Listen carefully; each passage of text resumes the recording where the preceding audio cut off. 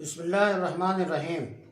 آپ نے سوال کیا ہے کہ اگر امام کے ساتھ نماز پڑھنے میں ہمیں آخری رکعت ملتی ہے تو پھر نماز کو ہم کیسے مکمل کریں، یعنی سورہ فاتحہ کے ساتھ سورہ پڑھیں یا نہ پڑھیں۔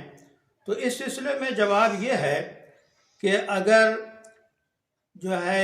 ظہر، عصر یا عشاء کی نماز میں یا مغرب کی نماز میں آپ کی 2 رکعتیں یا 3 رکعتیں چھوٹ گئیں، اس کے بعد پھر آپ نے امام کے ساتھ 1 رکعت پڑھی، تو اب جب آپ کھڑے ہوں گے تو پہلی رکعت میں آپ سورہ فاتحہ بھی پڑھیں گے، سورے بھی ملائیں گے، اور اس کے بعد پھر آپ قاعدہ کریں گے۔